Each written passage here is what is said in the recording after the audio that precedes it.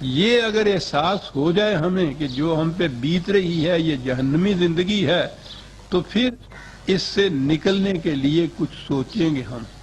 اور اگر یہ ہو کہ نہیں یہ ٹھیک بات ہے، ہم جیسے یہ جی رہے ہیں بالکل صحیح ہے، آگے بھی جائیں گے تو وہ رسول اللہ کی شفاعت ہمیں بچا کے جنت میں لے جائے گی، تو پھر تو راوی عیش لکھتا ہے جو جی میں آئے کرتے چلے جائیے۔ تو یہ ذہن میں رکھیے کہ یہ جہنم کے بھی جو قواعد قرآن بیان کرے گا، جہاں تک یہاں جہنمی زندگی کا تعلق ہے، اس میں اجتماعی طور پر قومیں بھی جہنم کے اندر ہوتی ہیں، ان قوموں کے اندر افراد بھی جہنم کے اندر ہوتے ہیں۔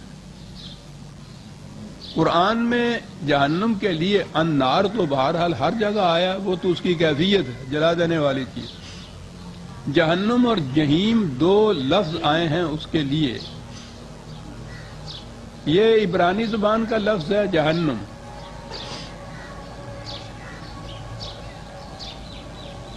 یہ دو لفظوں سے مرکب ہے، جی ہنوم۔ جی وادی کو کہتے ہیں، ہنوم ایک شخص کا نام تھا، وادی ہنوم یوں ہوا جہنم جہاں سے ہوا۔ اس وادی کے اندر ایک اس دور کی آبادی کا ایک مندر تھا، ملوک تھا، وہ دیوتا ان کا، اس کا بہت بڑا مندر تھا۔ اس مندر میں ملوک دیوتا کے سامنے انسانوں کو ذبح کیا جاتا تھا اور جلایا جاتا تھا، قربانی دی جاتی تھی انسانوں کی اس دیوتا کے سامنے۔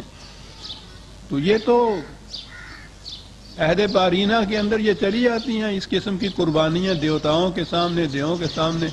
ہمارے ہاں بھی جہالت کے اندر آپ دیکھتے ہیں کہ وہ بچوں کو ذبح کر دیتے ہیں۔ بہرحال اس دیوتا کے سامنے، اس کے حضور انسانوں کو ذبح کر کے جلایا جاتا تھا، یہ خصوصیت تھی جہنم کی۔ تو جہنم ہے وہ زندگی کی حالت جس میں انسانیت ذبح ہوتی ہو، جلا کر راکھ ڈھیر کر دی جاتی ہو۔ یہ انسانوں کو جلانے والی بات تو کچھ شے ہی نہیں ہے۔ جسم جل جائے تو مرہم لگائیے آرام آ جاتا ہے، لیکن جہاں انسانیت ذبح ہو جائے اور وہ جلا کر راکھ کا ڈھیر بنا دی جائے، یہ وہ جہنم ہے جس میں کہا ہے کہ تم نکل نہیں سکتے۔ جہیم ہے دوسرا لفظ۔ آپ کو یاد ہے کہ میں نے بتا رہا ہوں کہ قرآن تصور یہ دیتا ہے کہ زندگی آگے چلتی ہے، بڑھتی ہے، ارتقائی منازل طے کرتی ہے، اوپر کو اٹھتی ہے، آگے جاتی ہے۔ یہ ایولیوشن کا پروسیس ہے لائف کا، اور اسی لیے یہ کنٹینیوٹی، یہ تسلسل جو ہے زندگی کا، وہ یہاں کی زندگی سے اگلی منزل ہے، کچھ اونچی منزل ہے اس سے ارتقاء کی۔ جہیم کہتے ہیں وہ مقام جہاں کوئی شے چلتی ہوئی رک جائے۔ تو جہاں کسی کی پروگرس رک جائے، نشو و نما رک جائے، آگے بڑھنا رک جائے، منزل جو ہے کھڑا ہو جائے، جامد ہو جائے، منجمد ہو جائے، جس مقام کے اوپر بھی، وہ اس کی جہنمی زندگی ہے۔ اور یہی ہے زندگی جہاں پھر وہ جلانا شروع ہوتا ہے انسان کا۔ یہ کس چیز کا جلانا ہے؟ یہ جسموں کا جلانا نہیں ہے۔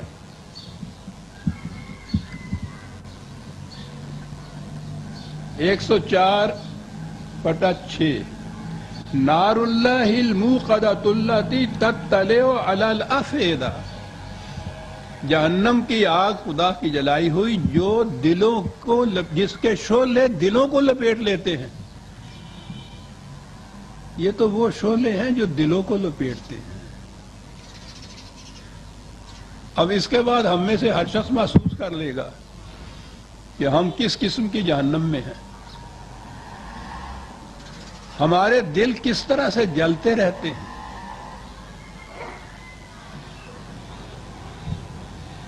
انسانیت کس طرح راکھ کا ڈھیر بنتی رہتی، کن چیزوں سے جسم جلتے ہیں، نہ دل جلتے ہیں، انسانیت تباہ ہوتی ہے۔ یہ جو عذاب ہے جہنم کا، قرآن نے کہا ہے کہ عذاب مہین کہیں کہا ہے، کہیں عذاب یخزیہ کہا ہے، جہاں انسان کو ذلیل کیا جائے، جہاں کسی انسان کو تذلیل ہوتی ہے، وہ جہنم کی زندگی ہے اس کی۔ اور اسی لیے جہنم کا جو داروغہ ہے اس کا نام مالک بتایا ہے۔ جہاں بھی کوئی ایک انسان دوسرے انسان کا حاکم اور اس کا مالک اور اس کا آقا بن جائے، ظاہر ہے کہ اس کا نتیجہ جو ہے تذلیل ہے، تحقیر ہے، عذاب الہون ہے، عذاب مہین ہے، ذلت کا عذاب۔ اب یہ دیکھ لیا نا کہ وہ جو دلوں کو لپیٹتے ہیں شعلے جس آگ کے، وہ آگ کیا ہے؟ تذلیل انسانیت ہے۔ یہ بھوک پیاس بیماری یہ چیزیں یہ ایسا عذاب نہیں ہوتی، یہ تو فزیکل چیز ہے۔ وہ جو دلوں کو لپیٹتی ہے چیز، وہ تذلیل ہے انسانیت کی۔ تو جہنم میں سب سے بڑی چیز جو ہے یہ جو میں نے ابھی عرض کیا ہے کہ وہاں کا داروغہ جو ہے اس کو مالک کہا گیا ہے۔ ایک انسان کا مالک دوسرا انسان، یہ تو وہی سلیوری اور غلامی اور لونڈیوں کی زندگی کی بات ہے، انسان کی تو بات نہیں۔ اور جو ہی ایک کوئی مالک ہوا کسی دوسرے کا تو ذلیل تو اس کے بعد فوراً ہوئی، وہ آ ہی جاتا ہے حیوانی سطح کے اوپر، انسانی سطح کے اوپر وہ رہتا ہی نہیں۔ تو ملکیت تو ان حیوانات کے اوپر ہوتی ہے، انسان کی ملکیت دوسرے انسان پر، انسان کی حکومت دوسرے انسان پر۔ یہ جو زندگی ہے یہ جہنم کی زندگی۔ اور جو میں نے عرض کیا ہے کہ وہ آگے آنے والی جہنم اپنے مقام پہ برحق، پھر میں بار بار یہ کہتا چلا جاؤں کہ وہ اس سے انکار نہیں، لیکن یہاں بھی جہنم ہے۔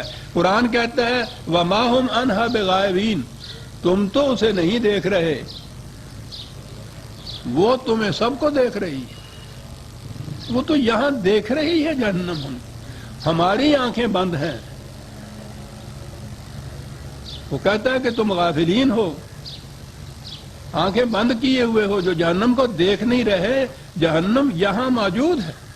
اِنَّ جَهَنَّمَ لَمُحِيطَةٌ بِالْكَافِرِينَ، نہ ماننے والوں کو گھیرے ہوئے ہے چاروں طرف سے، وہ تو جہنم گھیرے ہوئے ہے۔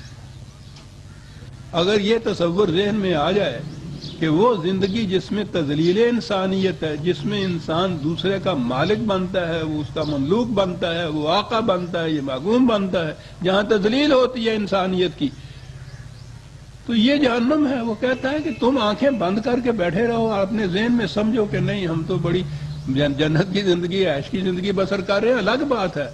تم نہ دیکھو، جہنم تمہیں دیکھ رہی ہے، گھیرے ہوئے ہے چاروں طرف سے جہنم۔ تو وہ تو آج کی بات ہے جو وہ گھیرے ہوئے ہے۔ اس تصور کو ذہن میں لے کے برادران عزیز چلتے پھرتے اٹھتے بیٹھتے کبھی سوچئے گا کہ کتنے شعلے ہیں جو ہمارے دلوں کو جلا رہے ہیں، کس کس قسم کی وہ آگ ہے جو بھڑکائی ہوئی جا رہی ہے، جو محیط ہے چاروں طرف سے ہمارے۔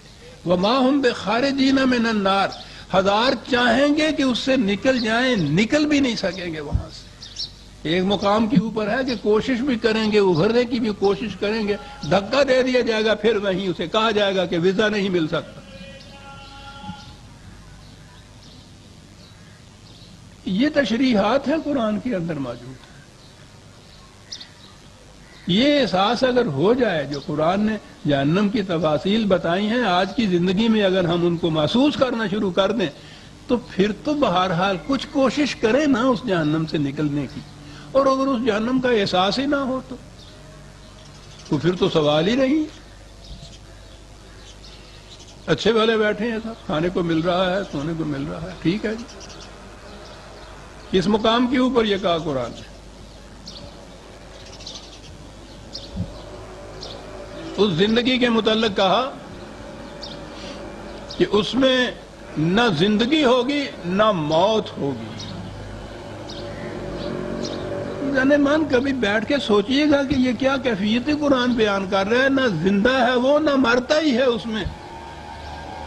دوسرے مقام پہ ہے کہ موت چاروں طرف سے آتے دکھائی دے گی لیکن موت آئے گی بھی تو نہیں۔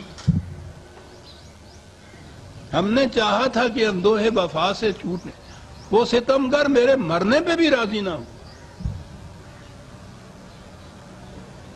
چاروں طرف سے موت آتی دکھائی دے گی، مرے گا بھی نہیں۔